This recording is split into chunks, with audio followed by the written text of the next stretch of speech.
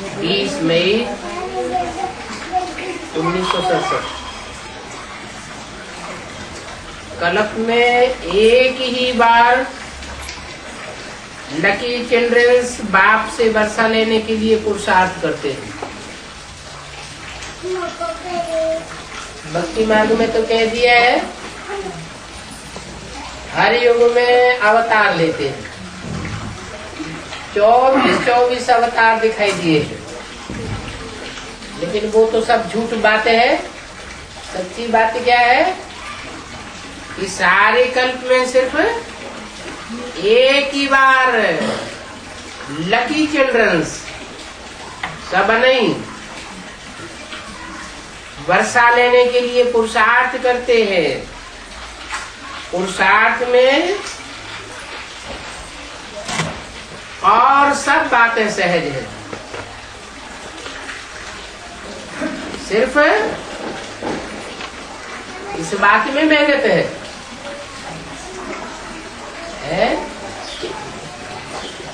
एक निरंतर याद की यात्रा में मेहनत है। अब भी विचारी याद में मेहनत है, और तो कोई मेहनत नहीं है। बच्चों को मालूम नहीं पड़ता है कि हम याद की यात्रा में चल रहे हैं, एक्यूरेट या नहीं चल रहे। याद करते करते बुद्धि कहाँ की कहाँ तिरक जाती है। बैठते हैं एक बाप की याद में और माया वाइलोरा डाल देती है। निरंतर याद टिकने ही नहीं देती। बाबा ने कहा है कि शाम को बैठ करके चार्ट लिखो। देखो हमारे चार्ट में कुछ दम है।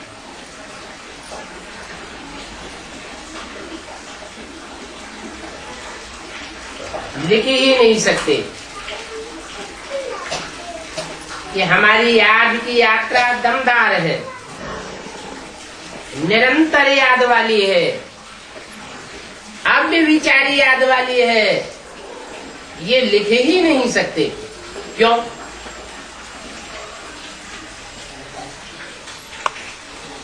क्यों नहीं लिख सकते?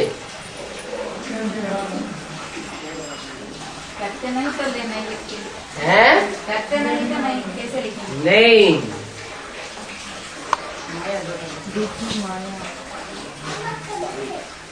63 जन्मों में जैसी जैसी भक्ति की है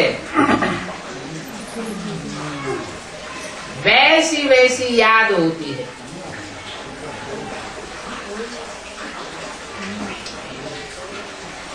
नौधा भक्ति की है, निरंतर याद की है,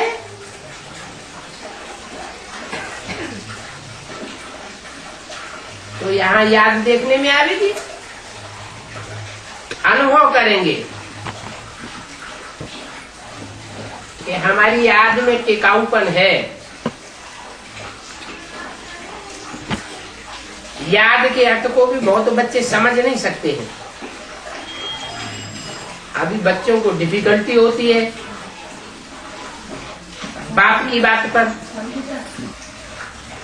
क्योंकि गीता में दिखाया है अर्जुन और कृष्ण वास्तव में बच्चे जानते हैं कृष्ण भगवान को याद करने की बात नहीं है।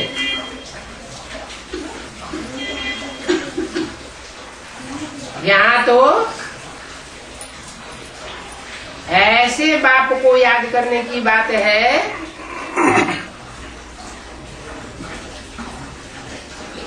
जो निराकार है, निराकारी, निर्विकारी और निरहंकारी है। बाप आए हैं संगम युग पर तुम बच्चों को राजयोग सिखाने। अभी अर्जुन कौन है?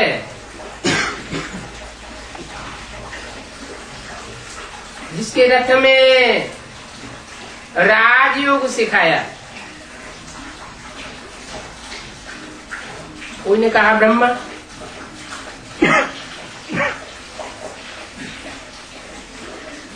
वास्तव में होना तो चाहिए ब्रह्मा, लेकिन कौन सा ब्रह्मा? ब्रह्मा तो अनेकों के नाम दिखाई दिए हैं।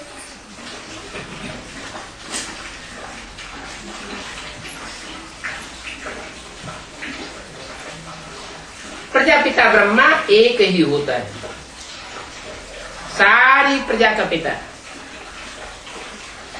तो जरूर प्रजापिता ब्रह्मा के बच्चे ब्राह्मण ब्राह्मणियां चाहिए। प्रजापिता ब्रह्मा ही है, ऐसे नहीं प्रजापिता ब्रह्मा नहीं है। कैसे? प्रजापिता तो पिता है, ब्रह्म माने बड़ी, माँ माने माँ कहाँ है?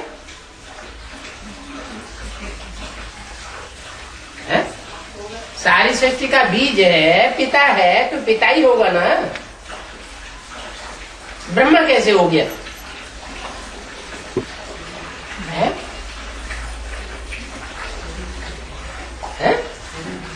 शरीर लिया, 5 तत्वों का पुतला है। प्रजापिता भी क्या है? 5 तत्वों का पुतला है।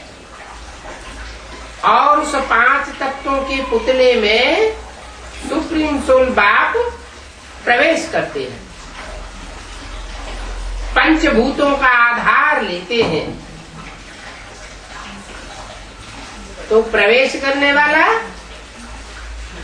वो निराकारी बाप, और जिसमें पहले पहले प्रवेश किया वो साकारी बाप।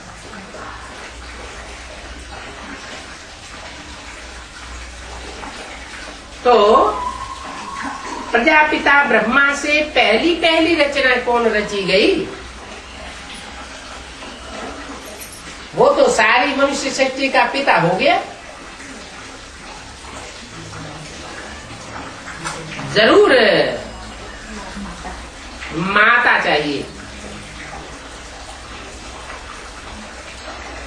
और फिर ब्राह्मण भी चाहिए। माता किस लिए रची जाती है? बच्चों की पैदाइश के लिए। तो प्रजापिता ब्रह्मा माँ को एडाप्ट करते हैं और ब्राह्मण बच्चों को जन्म देते हैं।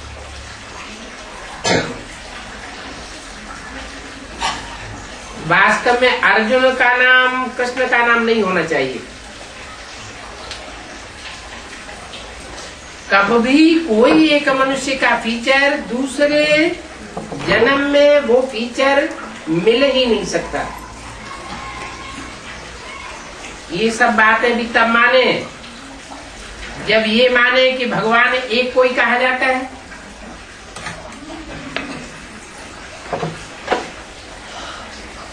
नहीं तो भगवान को सर्वव्यापी कह के अनेकों रूपों बताई दिए। तो पहली बात ये है,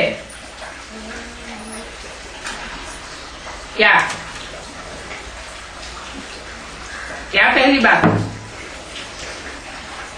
गॉड इज वन, तो गॉड का बच्चा भी वन कहा जाता है।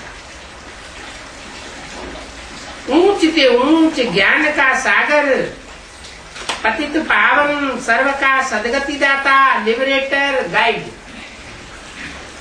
कितने कितने टाइटल दे दिए। ऊंच से ऊंच, तो जरूर कोई कोई से ऊंची होगा ना। कौन कौन से ऊंचे? जो भी धर्म पिताएं हैं उन सब धर्म पिताओं में ऊंच पार्ट बजाने वाला। और ज्ञान का सागर,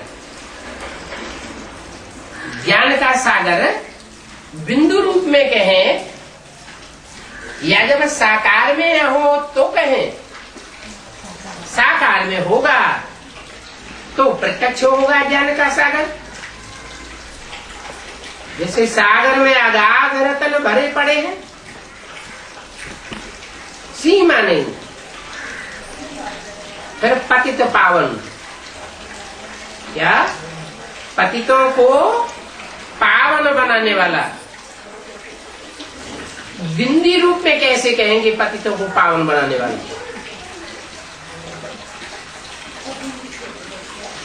बिंदी को कहेंगे उस साकार में प्रवेश करे, तब पतितों को संग के रंग से पावन बना दे। फिर सर्व का सदगति दाता, 1 2 4 8 का नहीं। क्राइस्ट के फॉलोअर्स 100 150 करोड़, वो भी लिमिटेड बच्चे हैं, उनकी भी वो सदगति गति नहीं करता।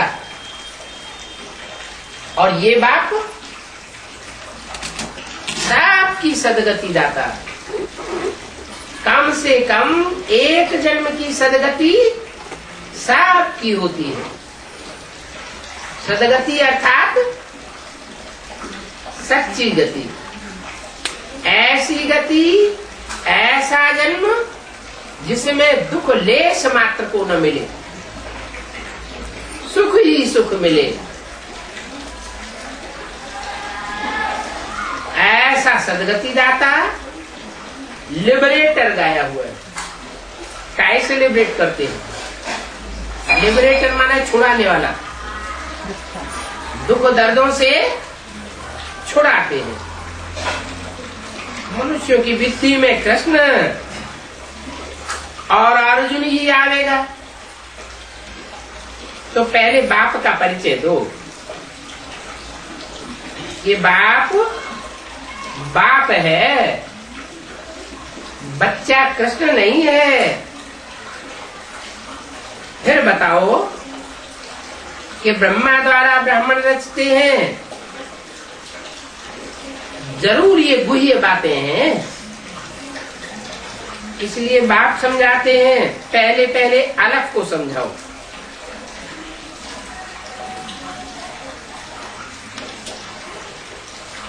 क्या ब्रह्मा द्वारा क्या करते हैं? ब्रह्मा द्वारा ब्राह्मण रचते हैं। ब्राह्मणों को वर्षा ब्रह्मा द्वारा नहीं मिलता है, किसके द्वारा मिलता है? वर्षा फिर भी प्रजापिता ब्रह्मा के द्वारा मिलता है। तो पहले पहले अलग को समझाना पड़े। अलग माना खड़ा डंडा,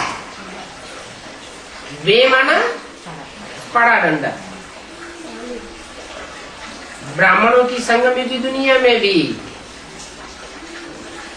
अलफ आदि में भी खड़ा हुआ है, मध्य में भी खड़ा हुआ है और अंत में भी खड़ा हुआ है।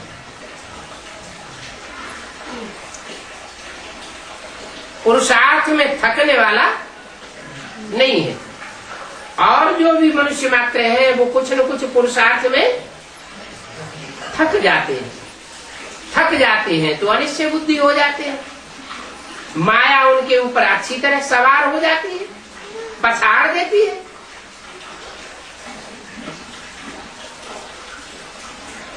तो सब किसकी औलाद हुए हैं? उस समय माया की औलाद हो जाते हैं।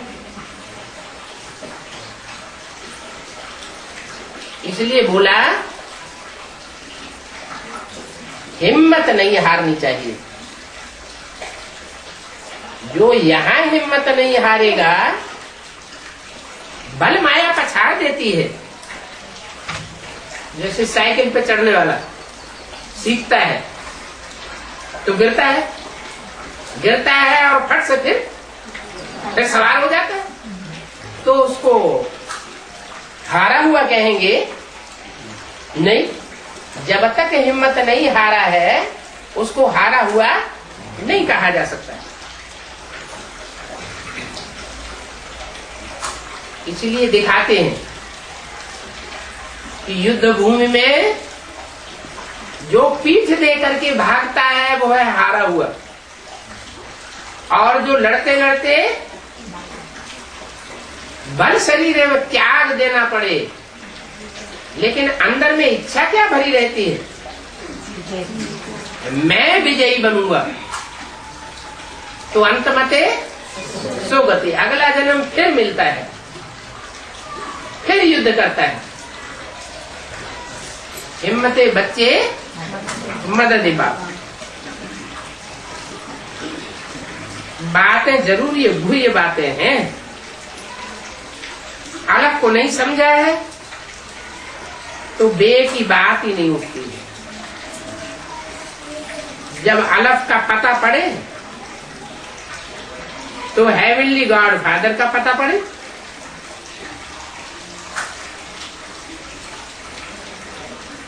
हेवनली गॉड फादर तो जरूर हेवन का रचयिता होगा,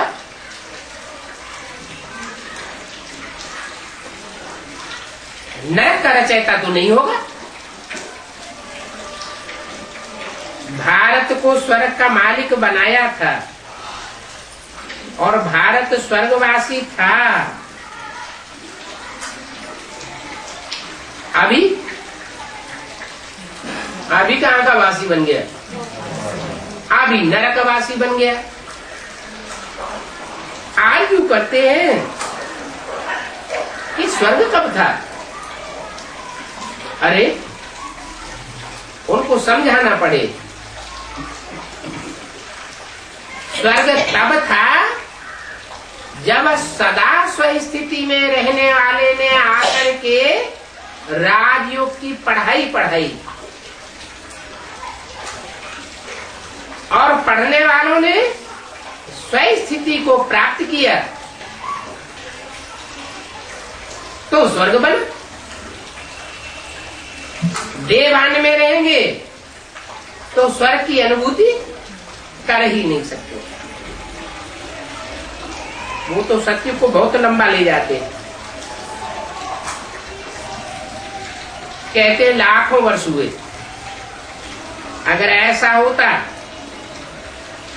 तो फिर आज सृष्टि पर मनुष्य कितने हो जाते। अभी तो गिनती करते हैं,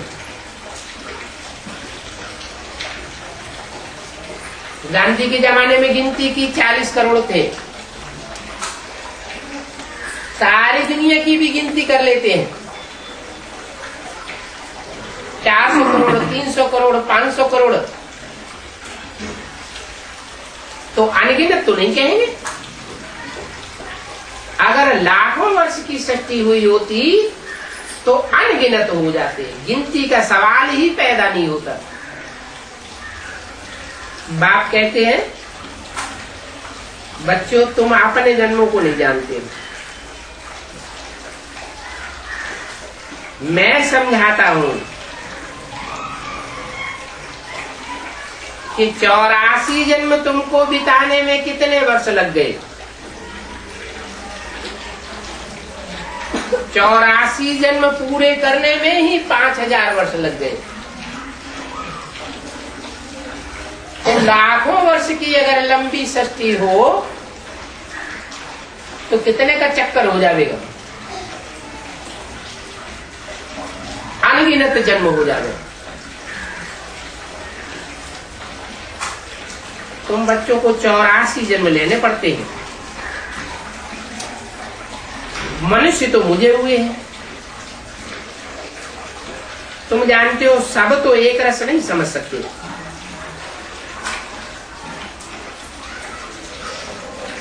तुम बच्चों को बार बार निमंत्रण भी मिलते हैं,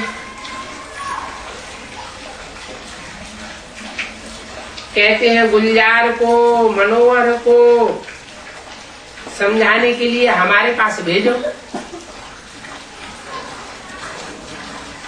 तो सिद्ध करना है ये बात जो बार बार बुलाते हैं, तो इससे क्या सिद्ध होता है कि मनोहर और गुलजार होशियार बच्चियां हैं जिनको बार बार बुलाते हैं। पुरुषार्थ कर अगर समझेंगे, समझावेंगे नहीं तो पद कैसे पावेंगे? कम पद हो जाएंगे।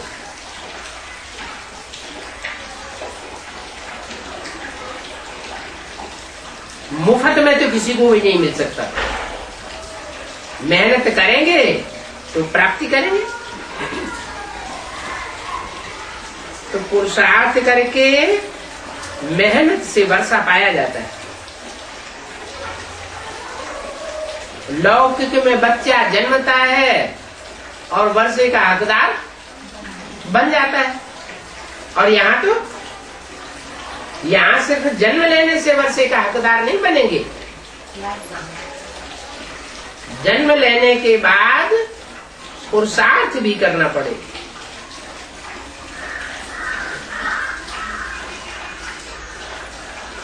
सारा मदार पढ़ाई के ऊपर है। इसमें भी ज्ञान है मुख्य। हम समझते हैं कि जो ज्ञानी ठहरा वो बड़ा ठहरा। जिसमें ज्ञान कम है जरूर वो छोटा बनने वाला है। और ज्ञान भी सुनने सुनाने का नहीं कि सुन लिया, सुनाई लिया, समझ लिया, समझाई दिया, नहीं, धारण करने वाला भी है। धारणा में भी, जीवन में ज्ञान देखने में आता हो तो मेहनत की बात है। बाप कहते हैं मन मना भव। जो मन मना भव बनेंगे वो मध्य आदि भव भी बनेंगे। जितना मन मेरे में लगा होगा उतना मध्यादि भव भी बनेंगे। क्या मतलब? जहां हमारा मन होगा वहां हमारा तन और धन दोनों जावेगा। मन मन दिल, कहते ना हमारी दिल आ गई, तो दिल आ गई तो हमने सब कुछ न्यौछावर कर दिया। तो जहां दिल आ जाती है वहां तन और धन लगाना कोई मुश्किल काम नहीं होता है। मन मना भव बनेंगे तब ही मत्यादि भव बनेंगे। मत्यादि भव माना मेरे में सब कुछ यजन करने वाला बन। यजन करना माना स्वाहा करना। क्या क्या स्वाहा करना? तन मन धन समय संपर्क संबंध है, जो भी शक्तियां हैं उन सबको मेरे लिए अर्पण कर दे। तो कहेंगे मध्यादि भव हुआ। विकर्म विनाश होने का और कोई रास्ता नहीं है। क्या? पाप कर्म भस्म कब होंगे? जब मन मना भव के साथ साथ मध्य आदि भव भी बन जाए तो पाप कर्म सब भस्म हो जाएगा। इसलिए कहते हैं सिर्फ माम एकम याद करो और कोई दूजम को याद न करो।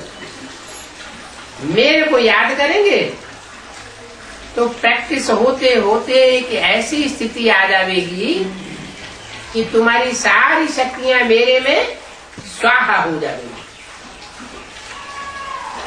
तन भी स्वाहा हो जाएगा, मन भी स्वाहा हो जाएगा, धन भी स्वाहा हो जाएगा। जो भी संपर्की हैं उन संपर्कियों से तुम जो काम लेते हो अपनी भलाई के लिए या दूसरों की सेवा के लिए, वो संपर्कियों की सारी शक्ति ईश्वरीय सेवा में लगा देंगे। जो संपर्क में आने वाले हैं उनकी शक्ति भी जाया नहीं जाने पाएगी। और संबंधियों की भी सारी शक्ति लगा देंगे। तो सिर्फ मामेकम याद करो। बच्चों को कोशिश करके अलफ के ऊपर ठहराना है। क्या? एक होता है अलफ, एक होता है बे, फिर आगे और भी अक्षर हैं बहुत, बे पे ते ते से जीन चे, ढेर सारे अक्षर। उनके ऊपर ठहराने की कोशिश नहीं करना। किसके ऊपर मेहनत लगानी है? अलफ को समझाने की मेहनत लगानी है। ये भी नहीं कहा कि नुक्ता को समझाने की मेहनत करनी है। नुक्ता माने बिंदी। बिंदी को क्या समझाएंगे? मेरी आत्मा का नाम बिंदी है, बिंदी का नाम आत्मा शिव है। उसको समझावेंगे क्या? जब प्रवेश करे तो समझ में आवे कि ये क्या क्या कार्य करता है, क्या बायोग्राफी है, क्या जीवन कहानी है। तो अलग पर ठहराना है, नहीं तो समझना चाहिए कि ये अलग पर नहीं ठहरता है, बुद्धि बार बार इसकी तिरक जाती है। तो क्या समझना चाहिए? किसी को हम कोशिश करते हैं अलफ का पूरा परिचय देने की, और उसकी बुद्धि में वो अलफ नहीं ठहरता है, तो उसके बारे में क्या समझना चाहिए? है? हाँ, ये हमारे कुल का नहीं है। इसके पीछे माथा मारना बेकार है। फालतू माथा भी मारते रहे और अंत में ये हमको धोखा दे जाएगा। आखिर फिर भी दूसरे धर्म में कन्वर्ट हो जाएगा। इस जन्म में ये बाप से वर्षा लेने का भी नहीं है। अगर होता तो थोड़ा सा समझाने पर भी इसकी बुद्धि में बैठ जाता। क्यों? कोई की बुद्धि में थोड़ा सा समझाने से बैठ जाता है, और कोई की बुद्धि में रोज रोज समझाते रहो, रोज रोज पकड़ते रहो, फिर भी वो तिरक जाता है। ऐसा क्यों होता है? हैं? नहीं, हमारे कुल का क्यों नहीं है? हम बना के छोड़ेंगे। हमारे कुल का क्यों नहीं बनेगा? हैं? नहीं, पूर्व जन्मों में ये बाप के कनेक्शन में आया ही नहीं होगा। जन्म जन्मांतर बाप से संबंध इसने जोड़ा ही नहीं होगा। संपर्क संबंध में पूर्व जन्मों में जो आत्मा जितनी जास्ती आई होगी राम और कृष्ण के संपर्क संबंध में, उसकी बुद्धि में जल्दी बैठेगा। उनमें भी जो बाप के जन्म जन्मांतर के साथी होंगे, उनकी बुद्धि में न बैठे ये बात हो ही नहीं सकती। इसलिए कहते हैं बनी बनाई बन रही है और अब कछु बननी ना, नहीं कोई बात नहीं बनेगी।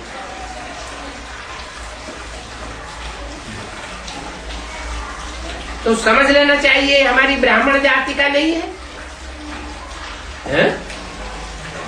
हमारी ब्राह्मण जाति का नहीं है तो किस जाति का है? हमारी ब्राह्मण जाति का नहीं है, माना जो हमारी पुरी है ब्राह्मण की, सूर्यवंशी वाली, उस पुरी का ये नहीं है। ब्राह्मण तो बन सकता है, लेकिन नीची पुरी का ब्राह्मण बनेगा। पुरियां होती है ना, गोत्र होते हैं, ऋषियों के नाम पर गोत्र के नाम बताए हैं। काश्यप गोत्र, भारद्वाज गोत्र, शांडिल्य गोत्र।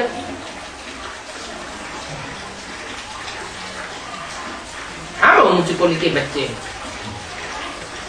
हम बाप के पहले पहले कुल के बच्चे हैं। हमने तो जैसे ही हमको किसी ने सुनाया और फट से हमारी बुद्धि ने कैच कर लिया। दुकान पर माल दिखाने जाते हैं ना, कोई को माल पसंद नहीं आवेगा तो चला जाएगा। अब ये तो ईश्वरीय माल मिलता है। ईश्वरीय माल किनको पसंद आवेगा? जो ईश्वर के बच्चे होंगे उनको ईश्वरीय माल पसंद आवेगा। तो ये तुम बच्चों की दुकानदारी है। बिरला कोई ये व्यापार करे। ये ज्ञान रत्नों का व्यापार सब कोई नहीं कर सकते।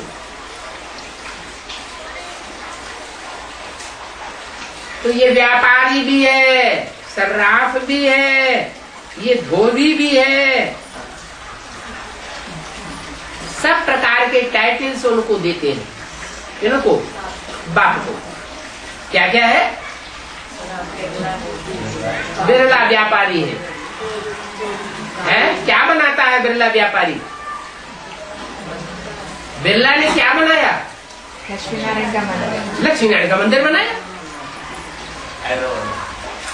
हैदराबाद में क्या जगह जगह सब जगह हर जगह बनाया।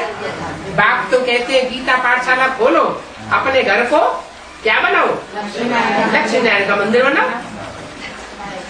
कोई भी आए उसको प्योरिटी की ऐसी भाषण आवे जैसे कि हम लक्ष्मी नारायण के मंदिर में आ गए, जीते जागते मंदिर में।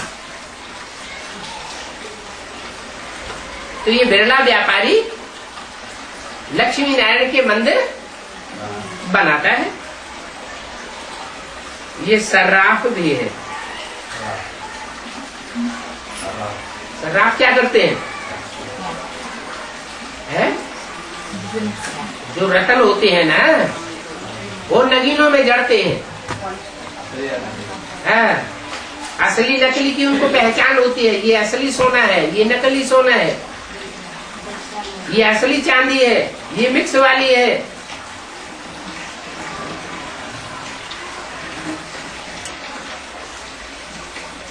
धोबी भी है। क्या धोता है? कपड़े धोता है। कौन से कपड़े धोता है? शरीर रूपी कपड़े। अब ब्रह्मा का कपड़ा क्यों नहीं धो दिया दादा ने? दादा लेकर आया कपड़ा क्यों नहीं धोया? 23 साल उस तन में रहा, कपड़ा तो धुला ही नहीं।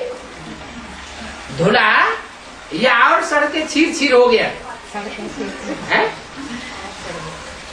ऐसा क्यों हुआ? हाँ, जो कपड़ा ज्यादा सड़ा हुआ होता है और उसको सटका लगाओ तो क्या होता है? तो फट जाता है।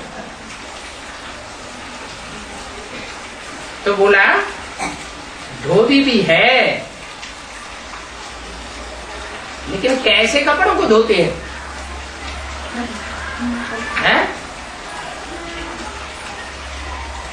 जो 83 जन्म लेने वाले, 82 जन्म लेने वाले, उन कपड़ों को नहीं धोते। कैसे कपड़ों को धोते? जो पूरे 84 जन्म लेने वाले हैं उनके कपड़ों को धोते।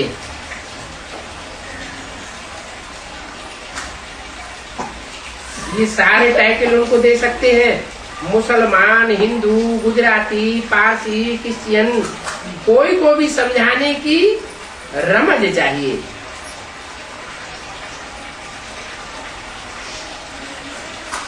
सबका गॉडफादर एक ही है। क्या बोलते? अरे ये तो देवताओं का, हिंदुओं का ही गॉडफादर है। मुसलमान लोग कहा के कहें कि हमारा गॉडफादर तो है नहीं, हमको होता तो हमको वर्षा देता। नहीं, वो सबका गॉडफादर है। हर हर धर्म से चुनी हुई बीज रूप आत्माएं जो पूरे 84 जन्म लेने वाली है, उन सबको वर्षा देता है। कोई ये नहीं कह सकता कि हमारे धर्म वालों को वर्षा क्यों नहीं दिया। माला बनती है तो उस माला में सब धर्म की आत्माएं होती है या कोई एक ही धर्म की आत्मा होती है? हर धर्म की बीज रूप आत्मा होगी। हर धर्म से चुने हुए आएंगे, उनको पढ़ाई पढ़ाते हैं। तो सबका गॉड फादर एक ही है और वो ही लिबरेटर है। अभी सबको लिबरेट कर रहे हैं, सबको दुख दर्दों से छुड़ा रहे हैं। बाप कहते हैं देह सहित देह के सब संबंध छोड़ अपन को आत्मा समझो।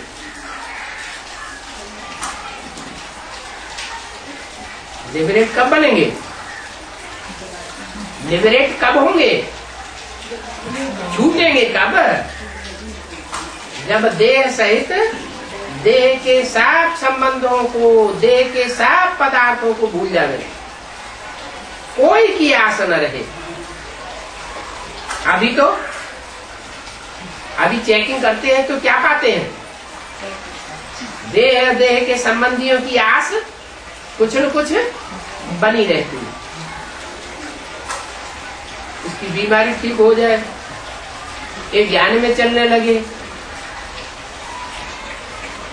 ये पैसे से फला फूला हो जाए, ढेर सारी आशाएं। बाप कहते हैं अपनी देह के बारे में भी कोई इच्छा न रहे। देह भी जो है वो विनाशी है। इच्छा किसकी रहे? हमारी आत्मा का कल्याण हो जाए। इस जन्म में तो जो इस आत्मा के शरीर को जो प्राप्ति हुई है, वो पूर्व जन्मों के सुकृत के आधार पर प्राप्ति हुई है।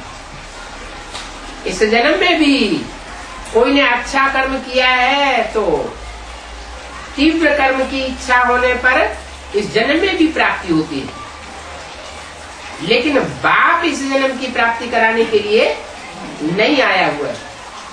बाप कहते हैं मैं भविष्य की जन्मों के लिए तुमको माला माल करने के लिए आया। तो अल्लाह को याद करो, वो ही पतित पावन लिबरेटर गाइड है। कब सन्यासी को गाइड नहीं कहा जाएगा। गाइड वो जो साथ में ले जावे। अगर साथ में न ले जावे तो उसको गाइड नहीं कहेंगे, वो खुद ही भटक गया। ब्रह्मा को गाइड कहेंगे? क्यों? अधूरा गाइड कहेंगे। है? आधा स्वर्ग में ले गया, आधा भी स्वर्ग में नहीं ले गया। गाइड होते हैं ना, गाइड को साथ में लेते हैं कि हमको दिखाओ, चलो हम तुम्हारे साथ साथ चलते हैं, तो कुछ न कुछ गाइड करके दिखाते हैं ना। तो गाइड वो है जो हमको साथ में ले जाए। उन ब्राह्मण की बुद्धि में ही नहीं आता कि ब्रह्मा के द्वारा शिव बाबा गाइड बनते हैं या नहीं बनते हैं, स्वर्ग में ले जाते हैं या नहीं ले जाते हैं? नहीं ले जाते। फिर भी बाप ही पंडा है। बच्चे जानते हैं पांडव राजधानी अब नहीं है। अभी तो प्रजा के ऊपर प्रजा का राज्य है। इसे पूर्व राज्य कहा जाता है। किसका राज्य? कौरवों का राज्य है। कहते हमने ये किया ये किया ये किया ये किया, किया कुछ भी नहीं। और ये जनता दुखी होती जाती है, जो गरीब हैं और गरीब होते जाते हैं, और जो धनवान है वो और ज्यादा धनवान होते जाते हैं। धनवानों की संख्या दिन प्रतिदिन कम होती जाती है और गरीबों की संख्या दुनिया में दिन प्रतिदिन बढ़ती जाती है। तो तुम बच्चों को कोई को भी समझाने में डरना नहीं चाहिए। क्या डर जाते हैं? अरे गवर्नमेंट के मुंह पे हम ऐसी ऐसी बातें कहेंगे कि ये रावण राज्य है, ये कौरवों का राज्य है, ये चित्र छुपा दो, इस चित्र में से ये बात निकाल दो। तो डरने वाले स्वर की स्थापना नहीं कर सकते। लिख दो, शिव भगवान वाच है। क्या हम नहीं बोल रहे हैं तो तुम हमको पकड़ो जेल में डाल दो। कौन बोल रहा है? शिव भगवान वाच। अरे कौन है ये शिव जिसने बोला? बताओ। माउंट आबू से बोला, हमारे पास प्रूफ है। माउंट आबू की छपी हुई मूर्ति है। शिव भगवान आते हैं तो ब्रह्मा मुख से बोलते हैं। कहाँ से ब्रह्मा? अरे देखो सारी दुनिया में ब्रह्मा कुमारी ईश्वरी विश्वविद्यालय कहाँ से आ गए? झूठी बात है क्या? मानना पड़ेगा। तो डरना नहीं चाहिए। देखो तो शिव भगवान बात, फिर कोई मुझने की डरने की दरकार नहीं है। कई इस चित्र के आगे नहीं ले जाते हैं, दिखाना चाहिए। देखो और सब झंडे हैं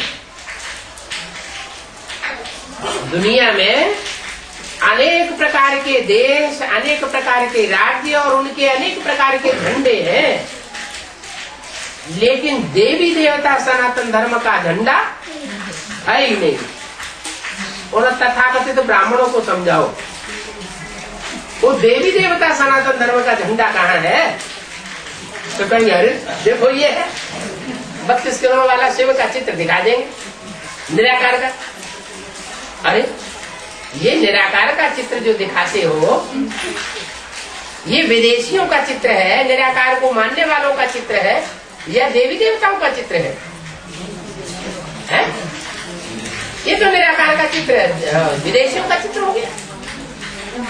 हम देवी देवता धर्म के हैं तो हमारा देवताओं का झंडा होना चाहिए। तो अपना झंडा निकाल करके दिखाओ। देखो ये लाल रंग, केसरिया रंग, क्रांति का सूचक, सारी दुनिया में क्रांति लाने वाला ये शंकर का चित्र, सारी दुनिया में शांति फैलाने वाला ये सफेद वस्त्र, ये विष्णु का चित्र। और ये हरा ही हरा, क्या जो श्रावण के महीने में अंधा हो जाता है उसको सारी दुनिया में क्या दिखाई पड़ता है? हरा ही हरा दिखाई पड़ता है। तो देखो ये हरा कपड़ा, ये जब तक इनका शरीर छूटा, ब्रह्मा का चित्र रखा है ना, जब तक इनका शरीर छूटा इनको हरा ही हरा दिखाई पड़ता रहा। इनकी बुद्धि में नहीं आया कि हम क्या कर रहे हैं। तो ये हरा कपड़ा ब्रह्मा, सफेद कपड़ा विष्णु और लाल कपड़ा शंकर का सूचक है। तुम तो सिर्फ कपड़े का झंडा उठाते हो, उसका अर्थ तो जानते ही नहीं। कपड़ा माना क्या? शास्त्रों में तो लिख दिया है शरीरम रतम विद्धि वासांस जीर्णानि यथा व्याय। शरीर जो है वो कपड़ा है, पुराना कपड़ा आत्मा छोड़ती है और नया कपड़ा धारण करती है। लेकिन तुम मानते क्यों नहीं हो? ये कपड़ा जो दिखाया है वो शरीर रूपी वस्त्र का सूचक है। कपड़े से झंडे से कोई विश्व विजय नहीं होती है। होती है क्या? दुनिया में इतने कपड़े के झंडे लहराए हुए हैं, देश विदेश में अनेक राज्यों में कोई कपड़े का झंडा ऐसा है जिसने विश्व विजय कर पाई हो? ये तो कोई चैतन्य शरीर रूपी वस्त्र हैं जिन्होंने सारे विश्व के ऊपर विजय प्राप्त करके दिखाई थी। इसलिए हमारे झंडे में ये गायन है, विश्व विजय करके दिखला दो तब हो भी पूर्ण हमारा। कपड़े का झंडा नहीं विश्व विजय करेगा, समझो। कौन सा झंडा विश्व विजय करेगा? चैतन्य शरीर रूपी वस्त्रों को समझो। वो कौन से 3 शरीर रूपी वस्त्र हैं जिन्होंने कल पहले भी विश्व विजय करके दिखाई थी और अभी परमात्मा बाप फिर भी उनसे विश्व विजय कराने वाले। अभी तो सनातन धर्म प्रायः लोप हो गया। बाप आते हैं, अनेक धर्मों का विनाश कराते हैं और एक सत्धर्म की स्थापना कराते हैं। गीता में भी लिखा हुआ है, अनेक धर्मों का विनाश और एक सत्धर्म की स्थापना। तो सत्धर्म तो सतयुग में होगा या द्वापर कलयुग में होगा? सत्य माना सच्चा, सत्धर्म कहाँ होगा? सतयुग में ही होगा। तो बाप आए ही हैं अभी कलयुग के अंत में इस कल्प का अंत करने के लिए। इसलिए शास्त्रों में उनको कल्पांतकारी कहा जाता है। ये कल्प का अंत होने वाला है, नई दुनिया आने वाली है, कलयुग जाने वाला है, सतयुग आने वाला है। हूबहू ये गीता एपिसोड है। कोई भी जाति वाला हो, कोई भी देश वाला हो, किसी को भी तुम समझा सकते हो। क्या ये नहीं देखना है कि ये इस जाति का है, नीचे जाति का है तो नहीं समझेगा, ये अमुक देश का है तो नहीं समझेगा? नहीं, किसी भी देश में और किसी भी जाति में भगवान का वो 84 जन्म लेने वाला बच्चा मौजूद हो सकता है। पहली बात है गीता का भगवान कौन, ये बात भी समझानी। गीता माता है तो गीता पति भगवान कौन? गीता ज्ञान के ऊपर अथॉरिटी रखने वाला कौन? हमारा बाप नारीशूल है, मनुष्य सृष्टि का बीज रूप है। जो सारी मनुष्य सृष्टि का बीज रूप है वही गीता का भगवान है, वही सत्य है, चैतन्य है। ये संस्कार आत्मा में रहते हैं। तुम सभी को समझा सकते हो। वो पतित पावन है, लिबरेटर है, रहमदिल है। सारी सृष्टि इस समय तमो प्रधान है और नई सृष्टि होती है सतो प्रधान, जहाँ देवी देवताओं का राज्य होता है। अभी बाप उस धर्म की स्थापना कर रहे हैं। ये ही ब्राह्मण पढ़ करके प्योर बन जाएंगे, योग में रह करके पुरुषार्थ करके पवित्र बनेंगे। और यही समय है जबकि महाभारत लड़ाई भी सामने खड़ी हुई है। क्या इसका नाम महाभारत लड़ाई है। भारत और भारत के आसपास के देशों में ये लड़ाई जोर से छिड़ेगी, कोई रोक नहीं सकता। उस लड़ाई के पहले ही पुरुषार्थ कर लेना है। अगर पहले ही पुरुषार्थ नहीं किया तो बाद में टू लेट हो जाएगा, फिर कोई भी पुरुषार्थ नहीं कर सकेंगे। धुआं तो एक तरफ ही देखते रहते हैं। अच्छा, मीठे मीठे रूहानी बच्चों को रूहानी बाप दादा का याद प्यार गुड मॉर्निंग।